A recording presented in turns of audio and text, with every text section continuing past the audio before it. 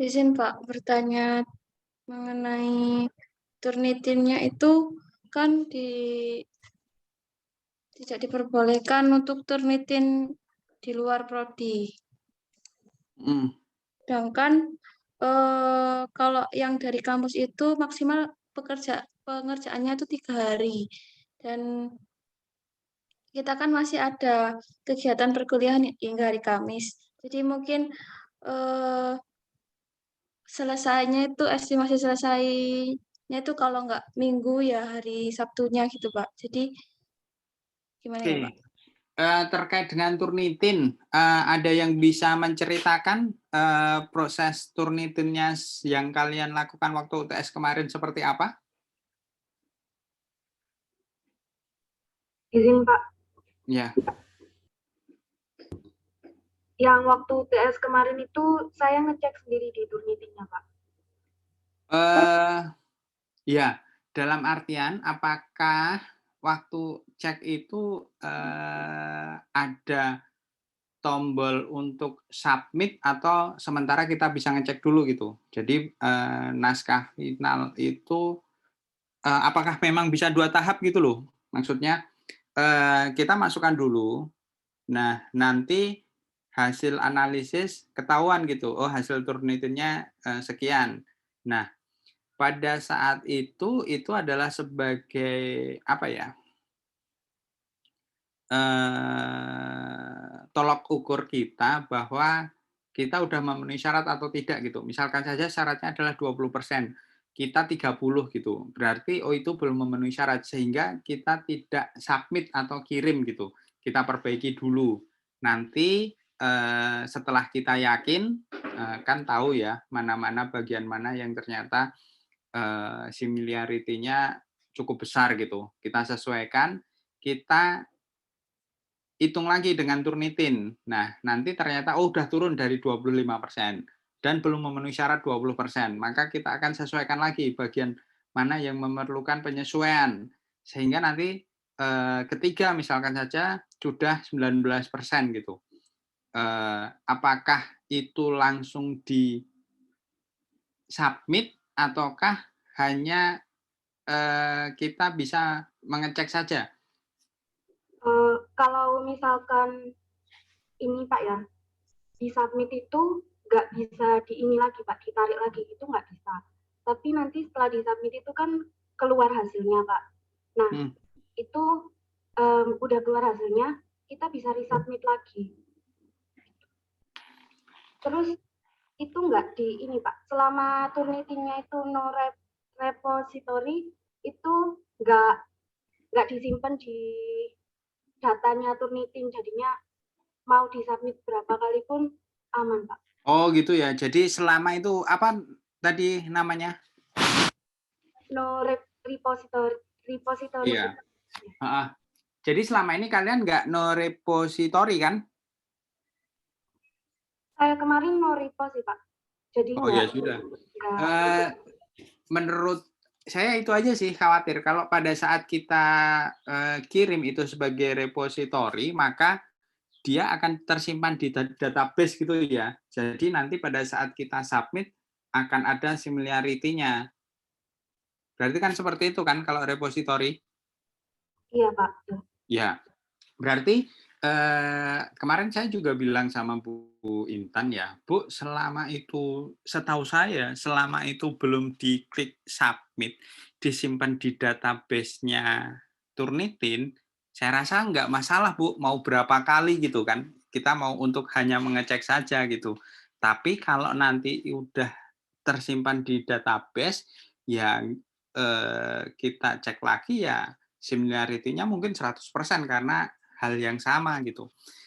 Kalau demikian, gini aja, kalian bisa menghitung sendiri untuk memastikan bahwa syarat 20% dan similarity-nya mungkin di bawah 5% ya. Misalkan saja kalau ada suatu jurnal yang memang kalian jadikan referensi gitu. Jadi jangan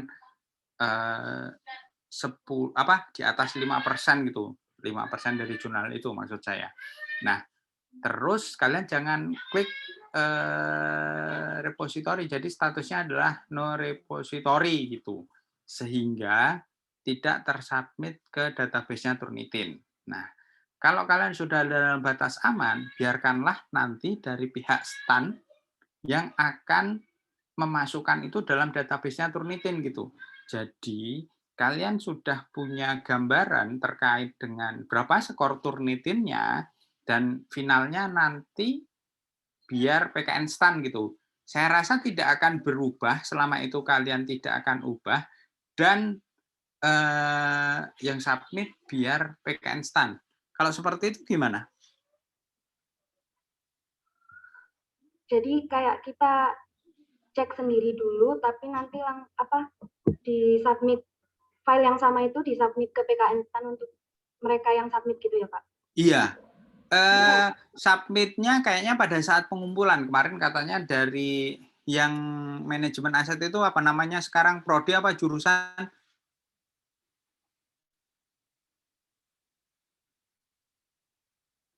PKN STAN itu apa? Prodi apa jurusan? Halo? Jurusan mungkin Pak sekarang Pak. Oh ya, jurusan manajemen aset itu katanya diberikan akses Turnitin sendiri gitu. Jadi Mas Hoirun itu katanya dia bisa menyelesaikan sekitar 100 Turnitin itu dalam 1 hari gitu. Jadi nanti pada saat mengumpulkan Mas Hoirun akan minta akses untuk melakukan pengecekan Turnitin dan menambahkan hasilnya itu di Turnitin gitu. Di mana? Di bagian terpisah dari lembar jawaban yang disubmit. Jadi kalau menurut saya nggak apa-apa kalian untuk memastikan gitu, karena resikonya kalau kalian serahkan ke PKN STAN yang pertama belum tentu akan selesai sesuai dengan yang diharapkan gitu. Jadi kalau ada tenggat waktu 3 hari atau 2 hari dan kalian baru selesai H-1 maka akan lewat gitu. Yang kedua adalah risikonya kalau kalian masih ingin coba-coba karena untuk belum detail bisa jadi ambang batas 20% itu terlampaui gitu dan itu akan mempengaruhi nilai ya meskipun hanya kecil gitu. Tapi itu material kalau menurut saya ya pada saat ujian seperti ini. Nah, ya risiko itu 2 itu aja sih untuk meminimalisir risiko itu menurut saya sepertinya harus berkorban ya membeli akun sementara Turnitin dan menggunakannya untuk memastikan hasilnya sesuai dengan pedoman di bawah 20%. Kalau seperti itu gimana?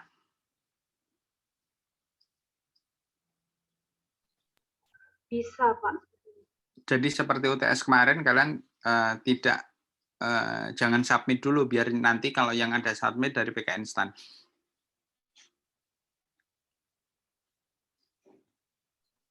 Izin Gitu Pak, ya, Yan?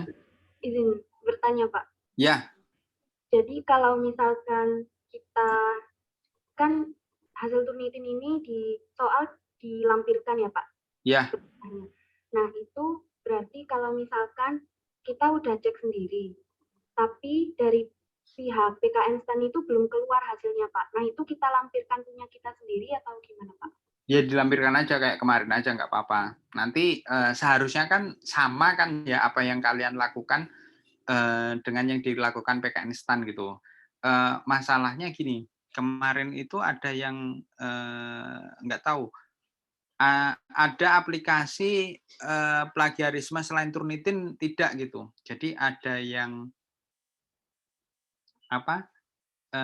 nggak tahu mahasiswa di kelas lain itu ada yang mengecek tidak menggunakan Turnitin gitu.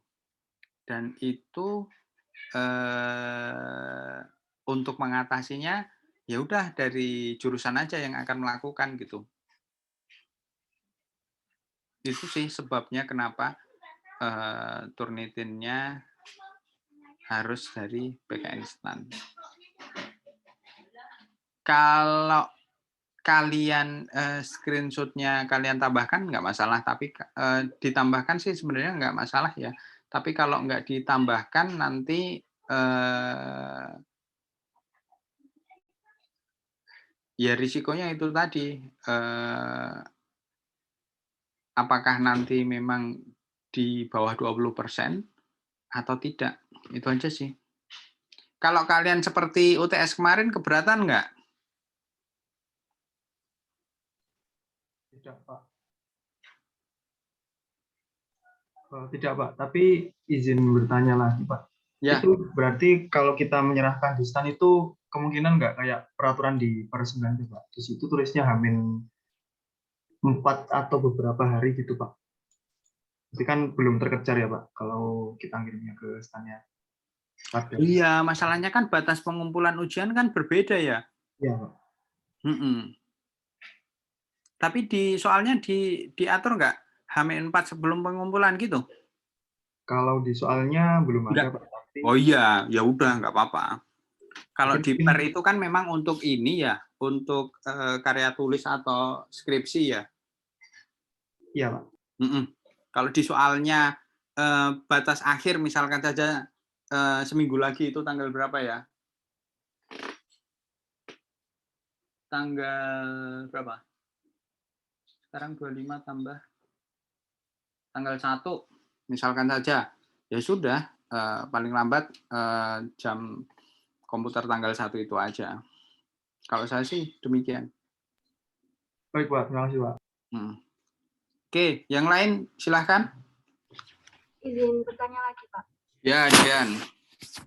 Ini terkait ini Pak, untuk halaman ujian yang kan ini ada perintah panjang naskah itu 15 sampai 20 halaman, maksimalnya 5.000 kata.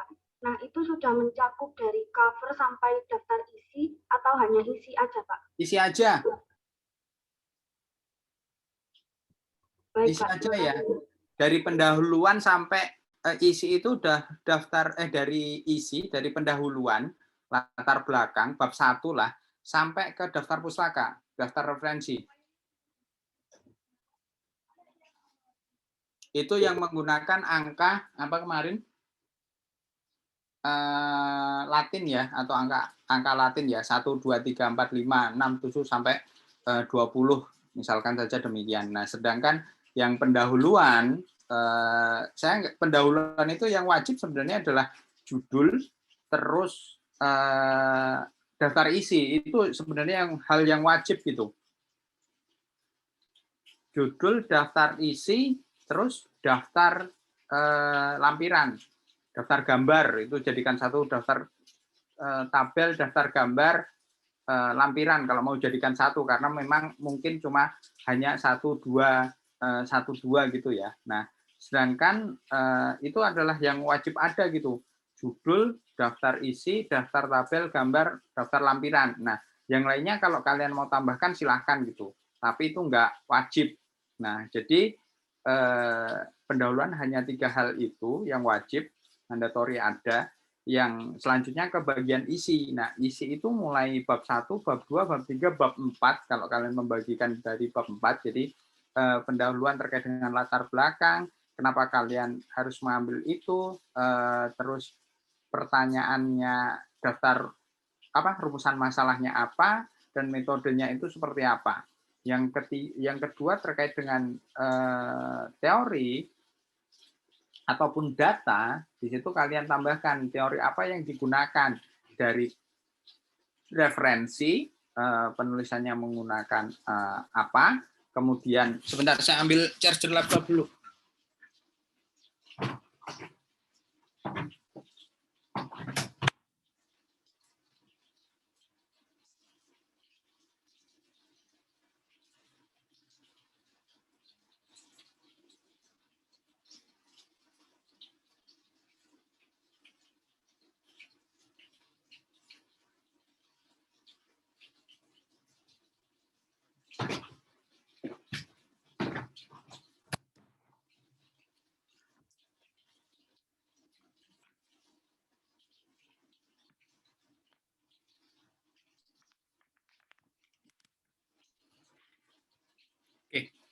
Tadi sampai mana?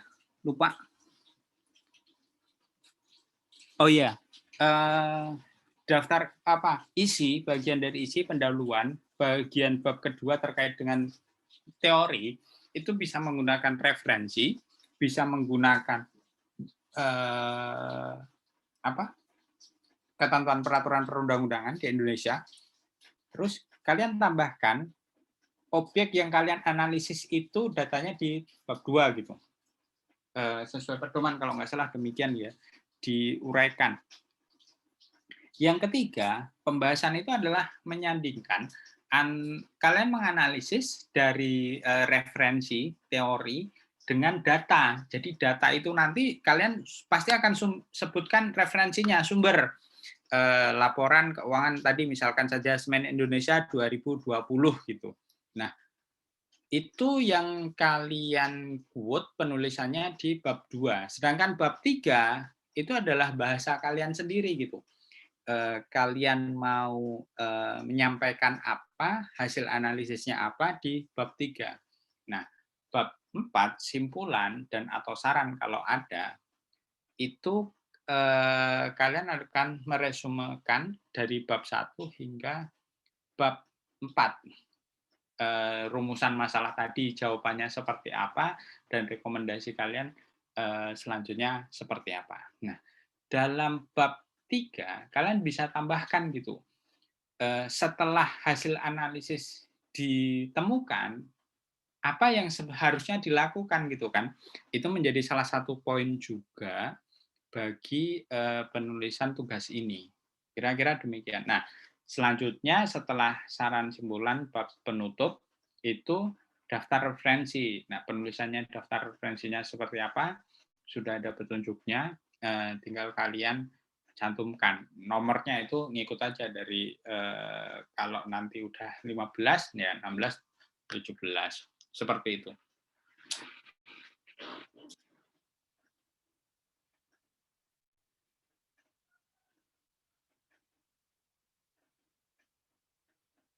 Ada pertanyaan lain?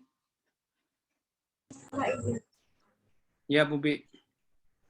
Yang ketentuan format penulisannya ini apa lebih condong ke per 9 atau yang di soal itu? Karena ada beberapa detail yang sedikit berbeda dari per 9 itu, Pak. Apa yang beda? Seperti judul itu formatnya 14, tapi kalau di soal itu hanya 12 gitu, Pak. Oh, pakai 12 saja. Jadi di soal ya, Pak? Ya, dalam artian yang kalau itu cuma teknis gitu, saya tidak akan mempermasalahkan ya. Kalau misalkan saja fontnya kecil besar gitu ya. Kalian mau mengikuti soal, mau mengikuti yang pedoman juga nggak apa-apa. Cuma kalau di soal udah diatur aja.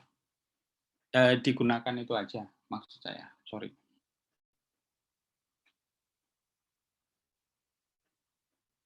Sama izin bertanya lagi, Pak. Ya. Untuk Turnitinnya itu apakah mulai dari cover sampai daftar pustaka atau hanya isinya saja, Pak? Karena kan kalau dari cover ya, itu ada yang kena. Gitu, dari bab 1, dari pendahuluan, sorry, jadi dari isinya saja yang kalian submit untuk Turnitin. Kalian cek Turnitinnya, sorry. Dari pendahuluan bab 1 ya, dari latar belakang itu sampai ke simpulan aja.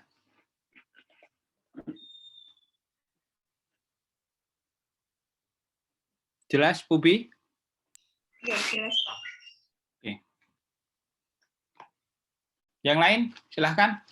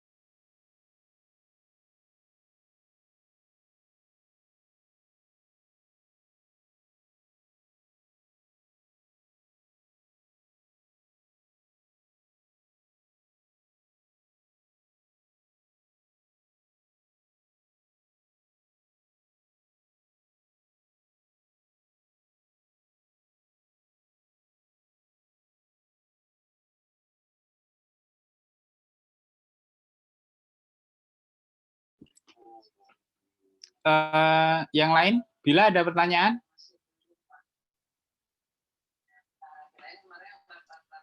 Kalau gambar itu ditaruh lampiran atau boleh di pembahasan ya, Pak?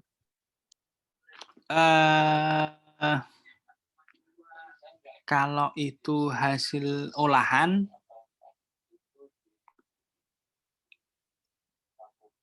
gambarnya itu nanti kalian copy paste gambar ya? Kalau gambar itu kayak grafik kan, gambar atau grafik? Ya, gambar, misal gambar, kalau ada gambar dan grafik gitu, Pak. Grafik itu terserah sih. Ketentuannya itu sebenarnya tabel, grafik maupun gambar itu kalau dia adalah pada suatu halaman bisa di penjelasannya itu masih mengikuti, saya lupa, mengikuti atau diikuti gitu ya, itu bisa masuk ke bagian isi. Namun, seandainya saja gambar tabel grafik itu adalah satu halaman penuh ataupun bahkan lebih dari satu halaman, maka sebaiknya ditaruh di lampiran. Ketentuannya sih demikian.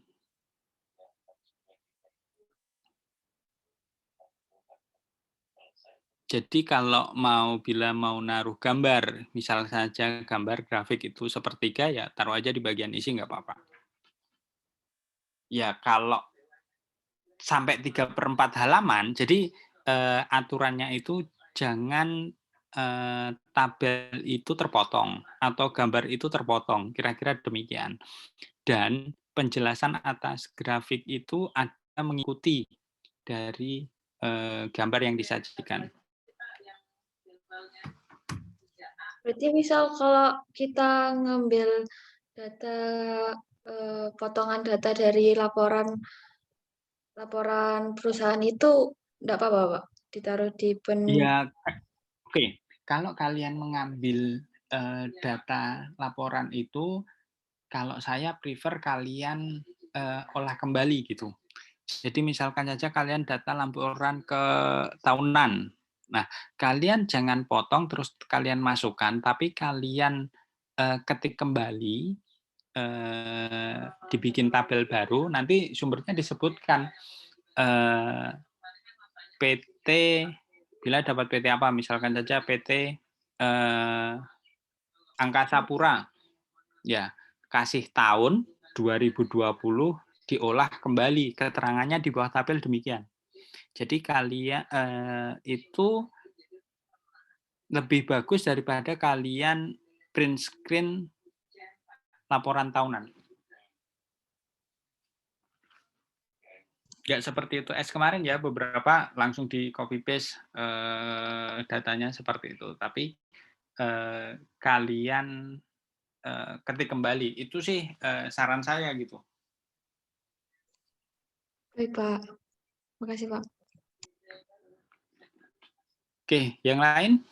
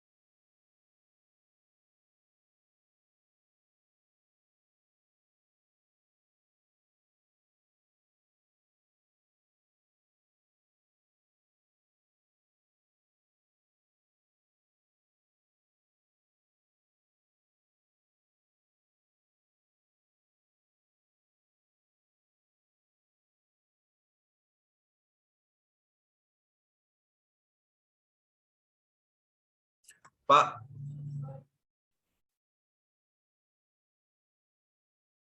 Pak izin bertanya, Pak. Iya, Andrew. Pak, kan kemarin itu waktu TS itu kan topik kita juga beda-beda, tapi perusahaannya ada yang sama kan, Pak? PT-nya ada yang sama gitu. Itu yang apa antara topik yang berbeda di kami itu bisa saling ini, Pak, berbagi apa? Jurnal gitu, Pak, kalau sama PT-nya. Bisa berbagi data. Iya, Pak. Iya, kan datanya cuma 10 gitu. Kalian ada 4 kelompok kan? Ada 3 kelompok ya? Iya, Pak, 3 kelompok. Ya, ya bisa. Kalian carikan data, dikumpulkan gitu, tinggal analisisnya sendiri-sendiri.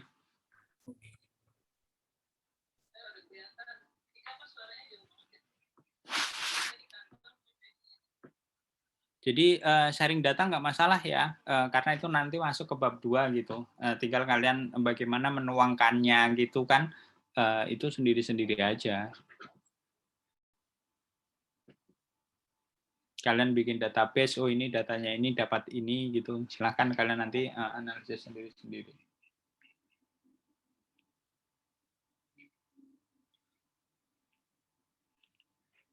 Gitu ya, Andrew. Siap, Pak. Terima kasih, Pak. Yang lain, silahkan.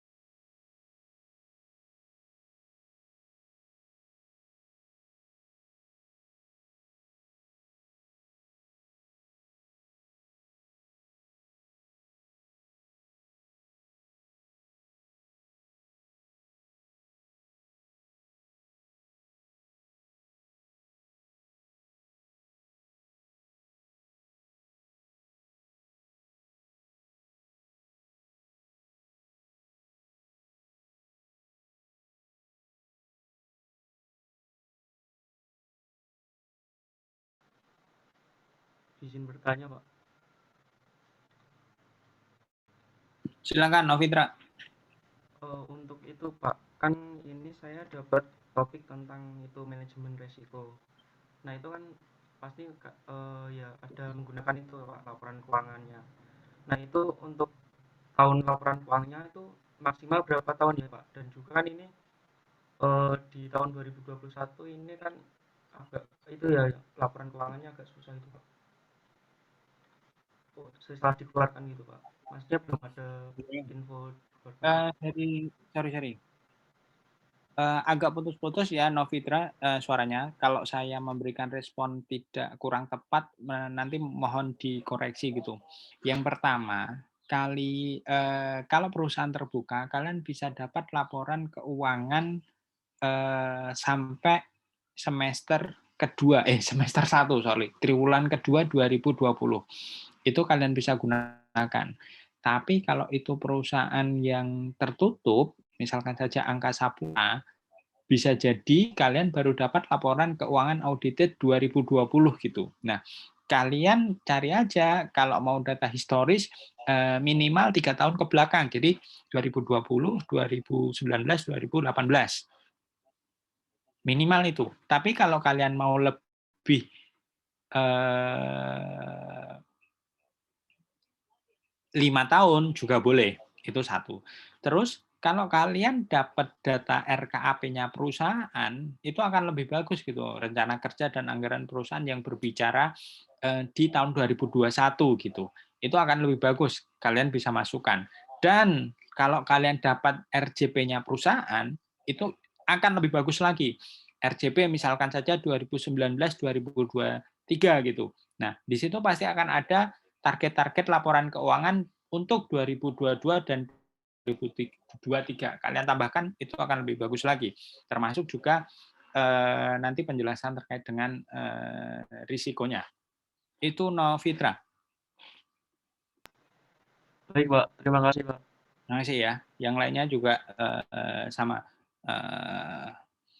Bisa tergantung. Kalau kalian dapatnya hingga semester 2, semester 1 ya gunakan itu gitu. Kalau perusahaan terbuka insya Allah ada di IDX gitu ya. Tapi kalau perusahaan tertutup bisa jadi baru audited 2020. Silahkan yang lain. Iya. Kenapa saya meminta kalian untuk konfirmasi karena jadwal kuliah umum yang direncanakan masih belum fix ya, apakah jadi atau tidak gitu. Jadi di RPS juga tentatif dan kebetulan satu dosen sedang cuti, dosen di kelas sebelah. Jadi Bu Intan kemarin diskusi terakhir minggu lalu gitu ya. Jadi belum ada tindak lanjut atau tidak gitu. Itu. Silahkan yang lain.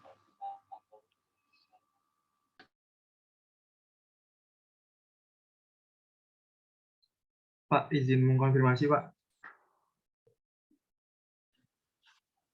Ya. Nah, jadi kan di topik B itu ada analisis risiko fiskal ya, Pak. Itu saya izin mengkonfirmasi. Ya.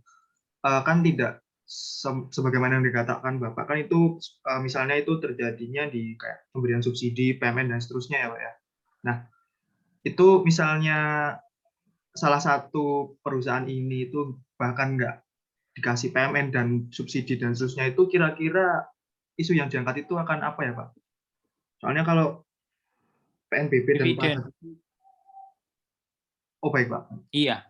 Berarti dari sisi dividen, jadi dia masuk kategori yang kedua BUMN secara umum, berapa sih kontribusinya kepada dividen gitu. Misalkan saja Pertamina gitu ya, Pertamina ada subsidi, perbankan itu enggak jarang dapat PMN, tapi dia kontribusinya kepada negara melalui dividen cukup besar gitu. Cuma lagi-lagi nanti data dividen kalian bisa akses nggak? Di LKPP ada ya, kalau kalian cari datanya dividen ya. Baik, berarti dari sisi penerimaannya ya Pak ya? Ya. Terima kasih Pak.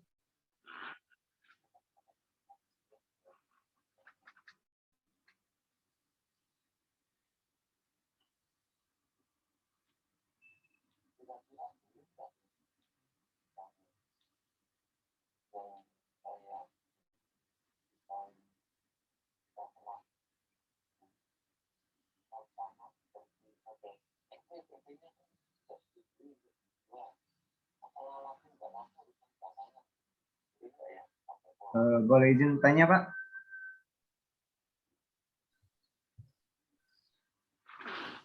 Silakan. Untuk review Pak. Jadi untuk soalnya ini sendiri kita itu literatur gap ya Pak.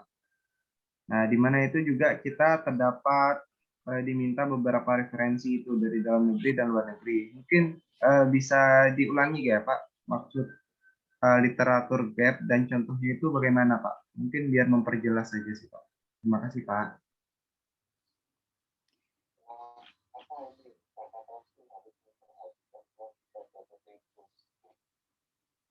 Oke, literatur gap itu seandainya saja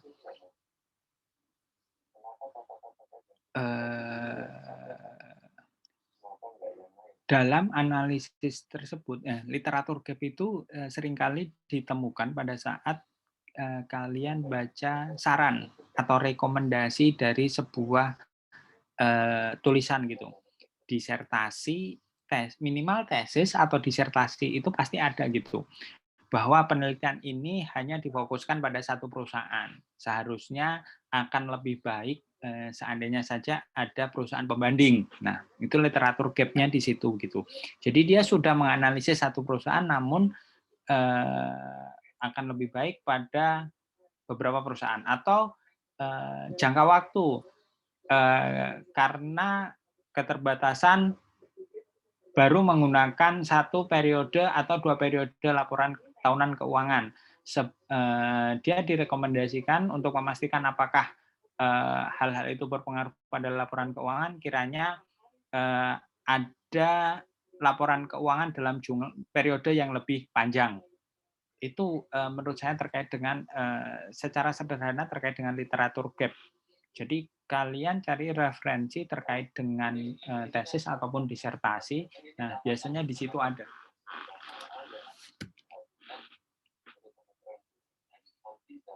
Gitu ya, Farhan. Baik Pak, berarti untuk referensi itu sendiri kita kayak membahas dari gap yang tadi itu ya Pak?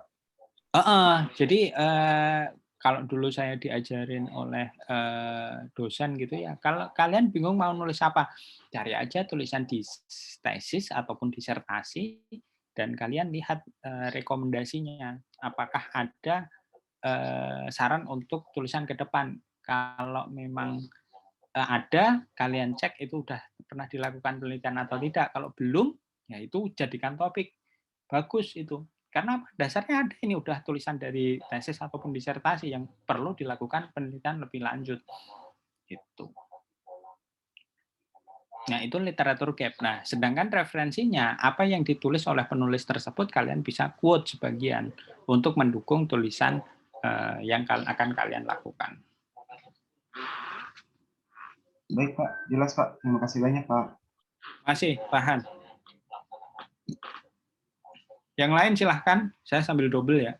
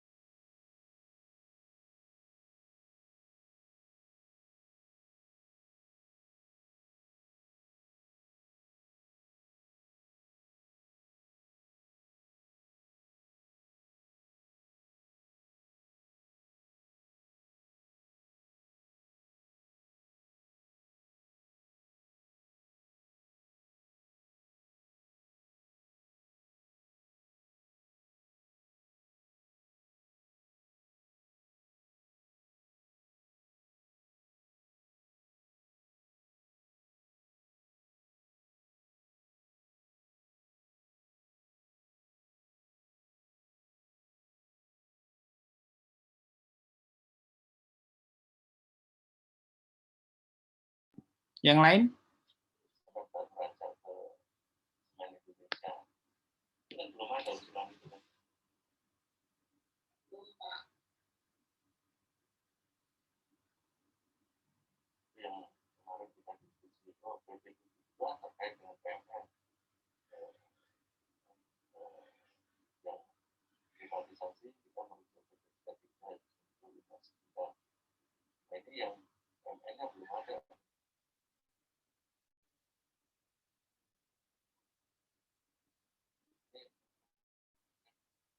mekanisme PMN melalui saham negara dilengkapi saja biar nggak salah persepsi. Mekanisme PMN melalui saham negara pada MPR dalam saham itu dilengkapi supaya tidak ya mungkin kita karena tahu kondisinya oh ya bilang seperti itu tapi kalau enggak kan mekanisme PMN melalui saham pada PT Semen Indonesia dan sahamnya siapa dan saham apa Negara, benar negara.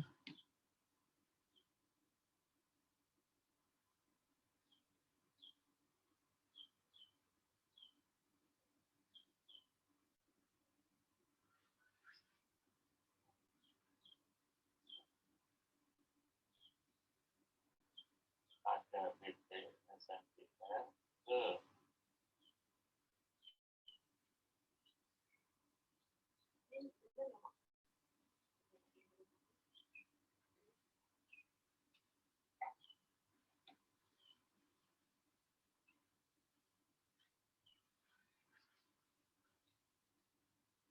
saham negara ada sama dengan modal saham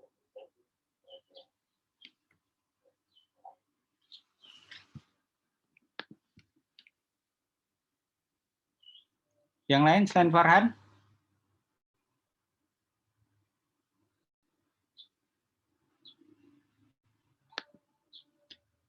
Sudah jelas semua? Berarti kalian sudah siap-siap mengumpulkan data ya untuk mulai template kemarin udah di-share gitu. Jadi yang mandatory pendahuluan itu adalah judul, terus daftar isi, daftar lampiran, tabel, grafik kalau ada. Selebihnya kalian mau tambahkan silakan, kalau tidak juga enggak masalah. Terus bagian isi gitu. Jadi bagaimana penulisan terkait dengan daftar referensinya. Jadi kalau di bab 2 itu referensinya ditulis gitu ya. Misalkan saja tulisan terkait dengan kemarin tulisan siapa ya yang di kelas ini atau sebelah gitu. Ilham misalkan saja.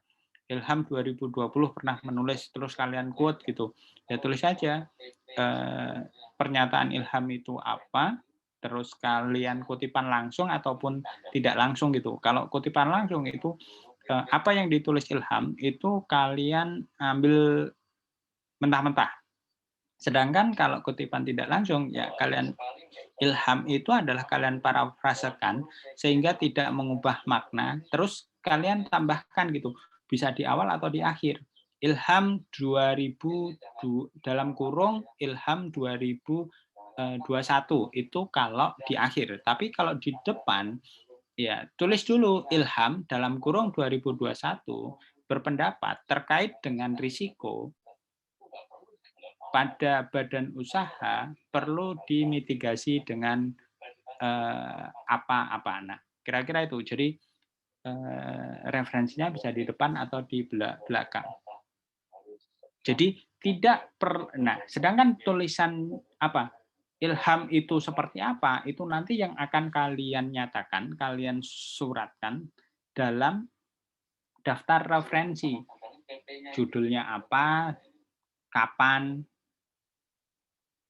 bagaimana. Jadi di depan itu kalian tidak perlu Ilham dalam tulisannya yang berjudul bla bla bla bla itu enggak perlu. Jadi cukup Ilham 2021.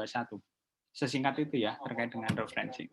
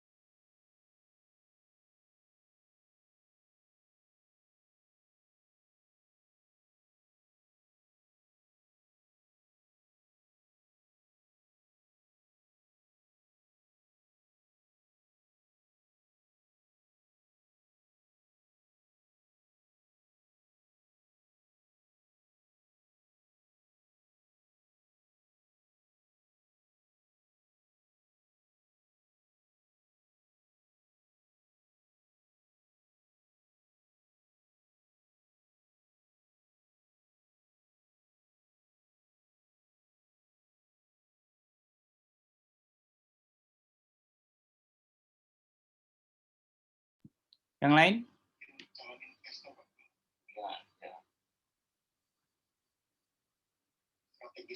Muhammad? Izin Pak. Ya, Mar. Ini Pak, terkait penulisan daftar pustaka itu berpengaruh ke penilaian nggak Pak? Yang menulis daftar pustaka dengan Mendeley dengan yang menulis manual gitu Pak? Itu berpengaruh ke penilaian atau enggak Pak? Enggak sih. Selama gini, daftar referensi itu apa yang di state di referensi harus ada di daftar pustaka gitu ya. Jadi kaitannya harus jelas gitu.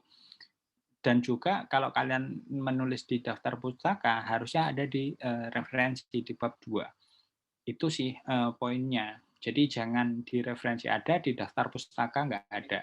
Di daftar pustaka ada, di referensi nggak kalian gunakan. Nah, itu adalah yang sebenarnya memengaruhi penilaian. Cuma kalau ini disubmit ke Turnitin, kalau daftar pustaka seharusnya nggak disubmit ke Turnitin ya. Cuma nanti kalau ternyata dari PKN STAN itu mensubmit bagian daftar isi gitu sampai ke daftar pustaka, ya khawatirnya akan terrecord. Itu aja sih. Saya wanti-wanti itu aja sih. Kalau nanti tulisan dari kalian itu sampai masuk ke database dan tidak sesuai dengan kriteria, itu apakah akan menjadi masalah di kemudian hari.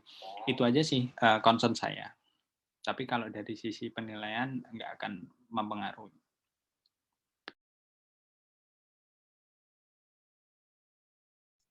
Baik Pak, terima kasih.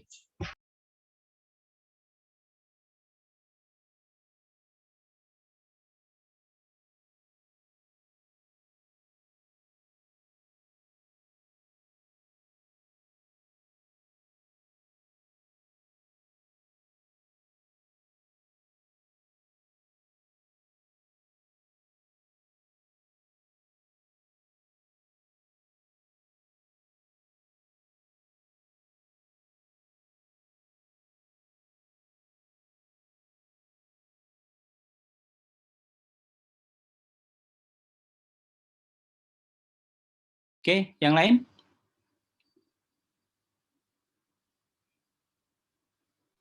Abian?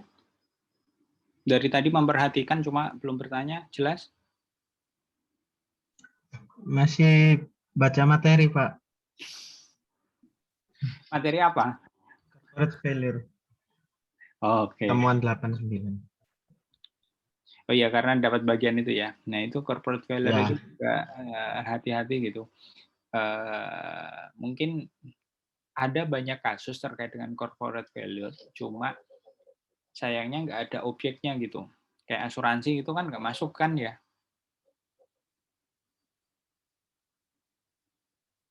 Asuransi menjadi objek nggak? Saya lupa.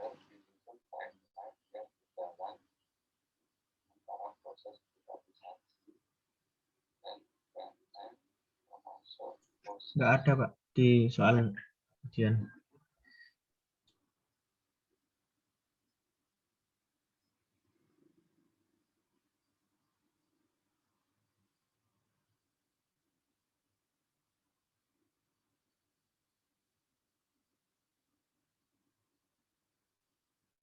Iya, ya itulah kita harus pilah-pilah corporate failure karena akan terus terang sulit itu kalau kita dapat corporate failure dan nyata-nyata tidak ada suatu kasus gitu ya.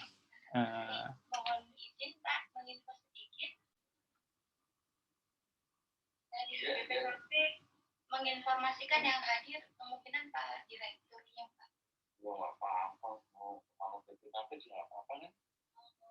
Enggak, ya kesempatan buat memastikan yang itu Pak. Jadi apa enggak mau direview?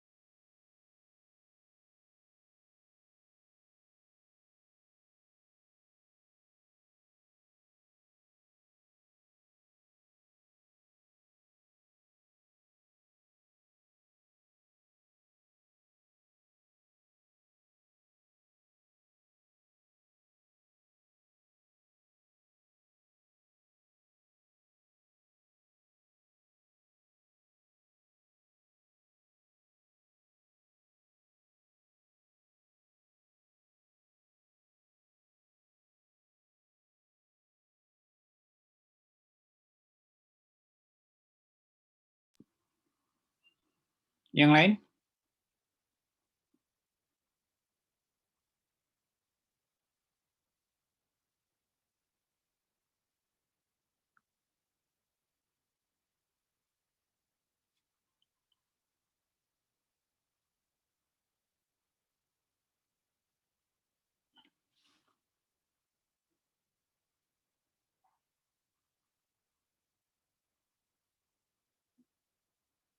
Yang nomor 3 ini gimana? Kalau misalnya begini, coba agar disusun timeline yang jelas sehingga proses privatisasi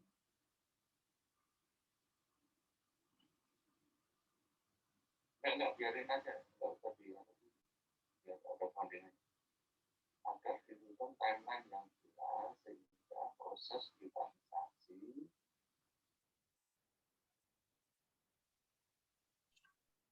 ini maksudnya Pak, izin Pak. Ya, silakan. Kalau di kasus Kimia Farma ini kan masih sedikit Pak literaturnya tentang ini corporate failure. Nah itu kira-kira perlu ditambahkan apa lagi ya Pak? Maksudnya topiknya ini kalau saya lihat itu masih sedikit literaturnya Pak tentang kimia farma khususnya. Ya itu tadi ya, kalau BUMN-nya itu istilahnya fan-fan aja kita akan sulit gitu. Coba gini, kalian cari data laporan keuangan setiap BUMN dan kalian cek di bagian akhir dari laporan keuangan itu ada apa ya namanya transaksi-transaksi yang memang perlu menjadi suatu perhatian dari pemegang saham ataupun stakeholder. Misalkan saja ada suatu case gitu ya. Kalau banyak perusahaan yang lain, misalkan saya ambil contoh, tanah itu digunakan oleh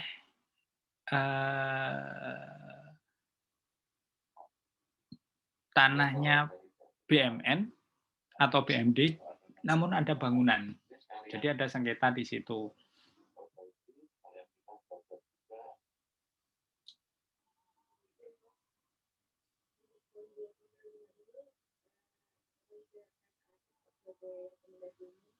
ya makanya nanti Kalau memang tidak ada, maka kita akan kesulitan gitu. Baik kita corporate failure. Kenapa? Yang pertama kita nggak dapat data laporan manajemen. Sedangkan yang kita punyai laporan keuangan datanya secara umum gitu. Nah, itu ya cari-carilah apa yang menyebabkan corporate failure, misalkan saja dari penurunan kinerja. Itu disebabkan karena apa? Mungkin itu ya hal-hal yang perlu kita jadikan sebagai data di poin kedua. Sambil menunggu dari teman-teman Pertamina ya, mudah-mudahan bisa segera bergabung dalam rapat hari ini. Jadi saya kira kita mulai saja rapatnya. Aduh, kok live meeting, sorry.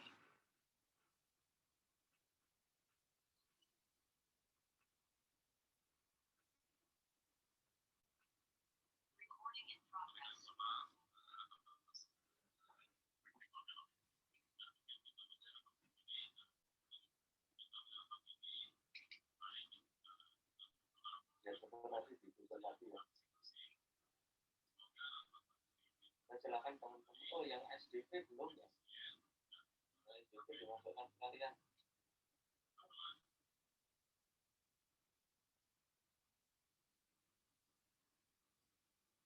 Yang SDP kita nggak tahu teman-teman saya juga mention kalau saya sih konfirmasi ya PPS itu ya. Atau secara umum aja serah mau dilakukan secara umum.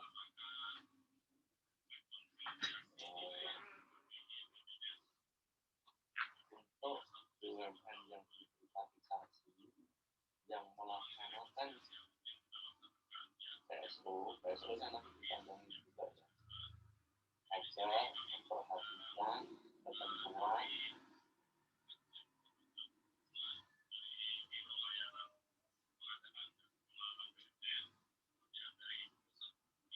terkait dengan pelaksanaan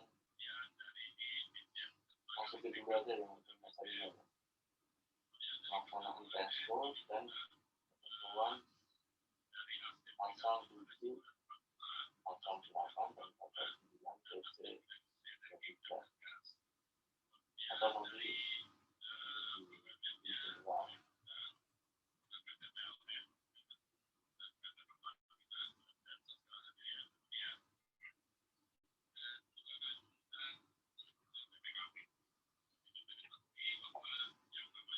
Atau ini saya sebutkan lagi untuk BUMN yang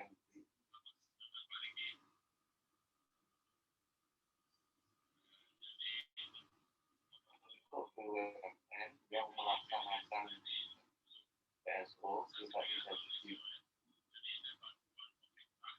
PSO-nya nanti dipanjangin ya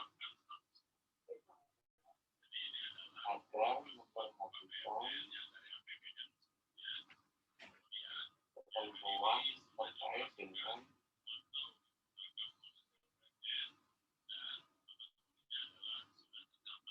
untuk yang melaksanakan PSO agar memperhatikan ketentuan terkait dengan mekanisme privatisasi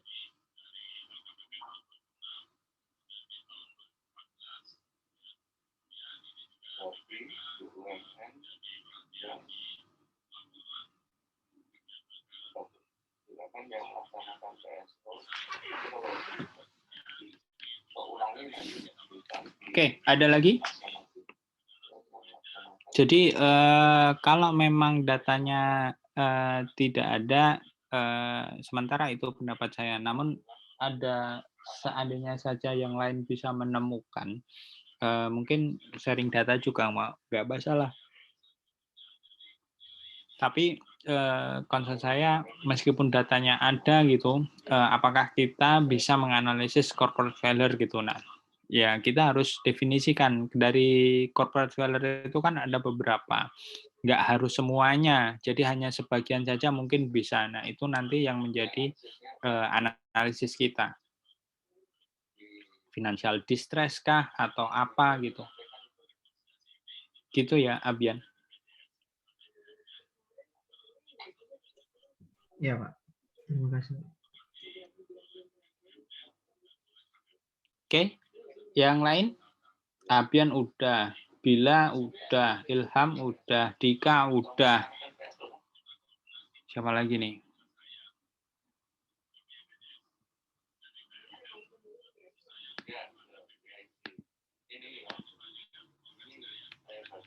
Dian udah.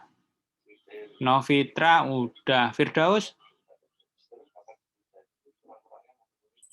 Saya wakilkan Pak pertanyaannya. Oke. Andro udah. Muhammad, Triana? Mungkin belum, Pak. Novia? Belum, Pak. Bima? Sudah terwakilkan, Pak. Oke. Farhan udah. Anissa? Aman, Pak. Aman. Nimade Indah? Aman, Pak. Andito? Belum pastinya, Pak. Oke, belum. Berarti nanti akan ada. Bintang? Sudah terwakilkan, Pak, oleh Abian. Terima kasih. Hendria? Aman, Pak. Aman. Krisya? Belum, Pak. Belum. Nanti ada ya. Safira? Mungkin belum, Pak. Oke. Gustafa, Mungkin belum juga, Pak. Muhammad Aji, Belum juga, Pak, saya. oke. Apian udah. Maudi, Belum juga, Pak, saya. Radityo, Belum, Pak. Aldinia, Sejauh ini aman, Pak. Bagas Rahmat, Sudah terwakilkan, Pak, oleh Abian. oke. Ihsan,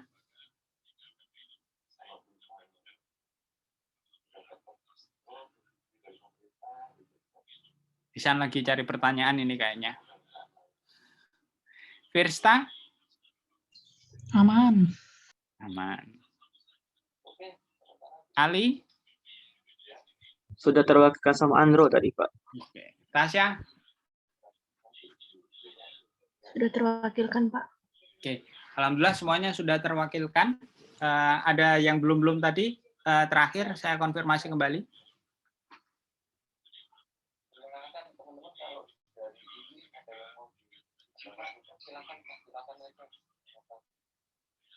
Saya kasih dulu ya.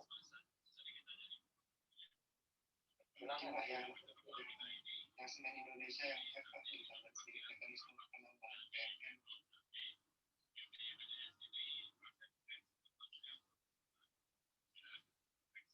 Melalui pengalihan ya. Jangan.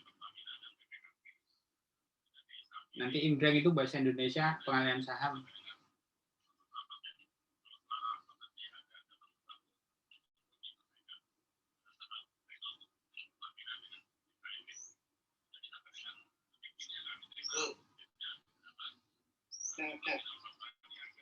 Kalau Kemenkumham ini kan kemarin memang ada kajiannya mau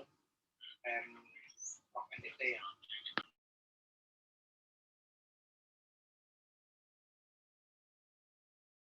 Tapi kemarin yang target kita. Ini baru jam 8.56 gitu. Masih cukup banyak waktu. Ada lain? Kalau tidak ada,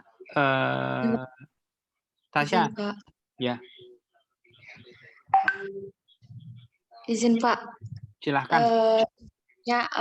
Ini kan sudah di penghujung semester. Ini gila ya?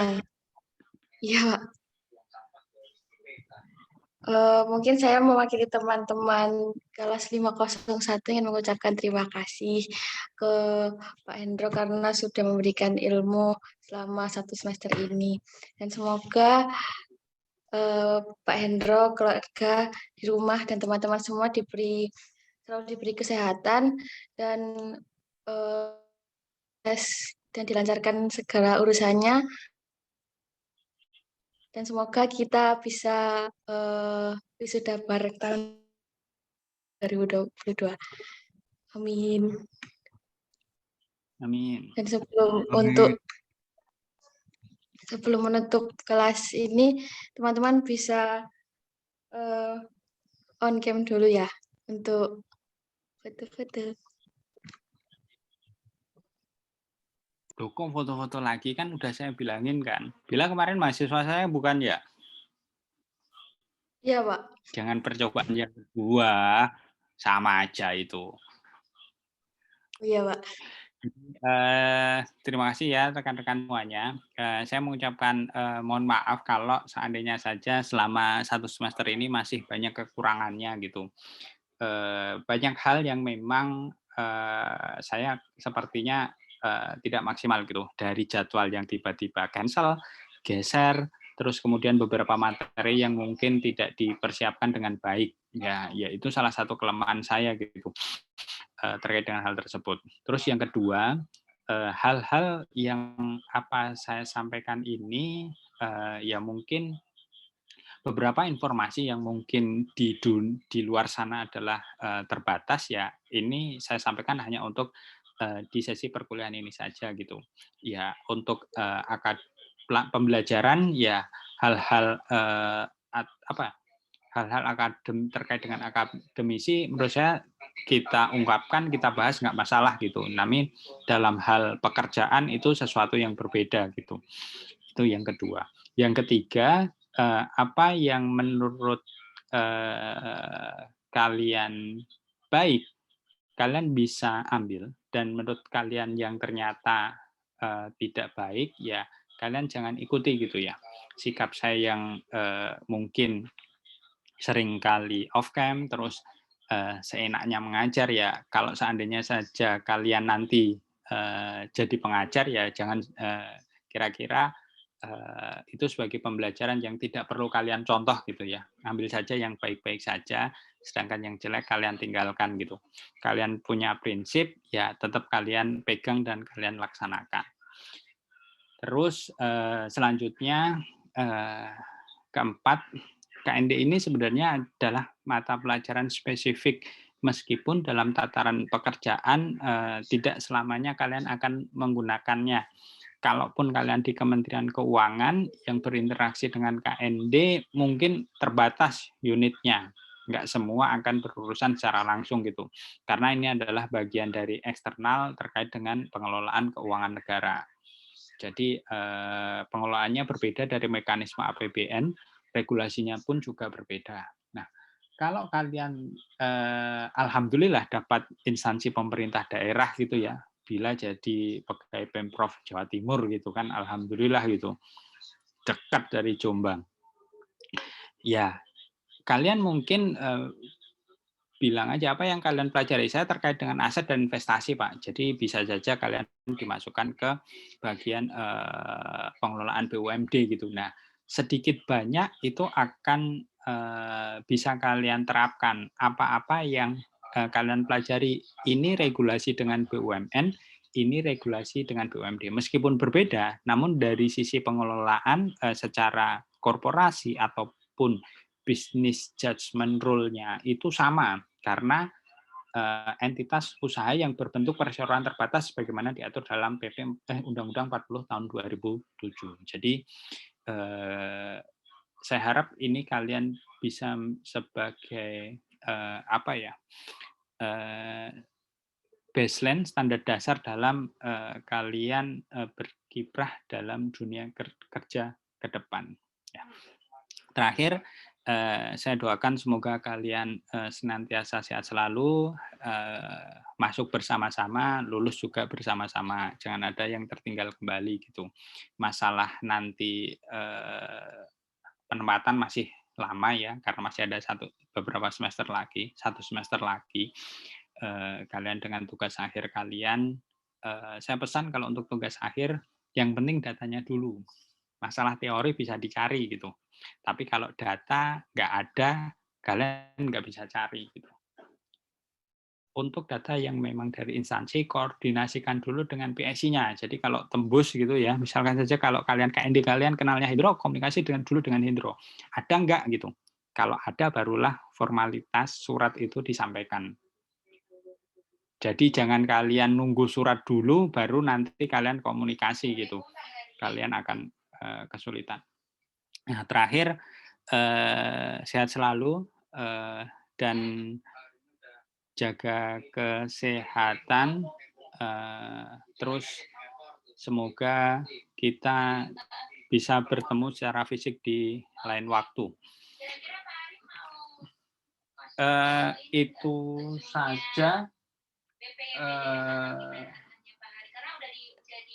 tambahan dari saya di pertemuan kita terakhir pada pagi hari ini.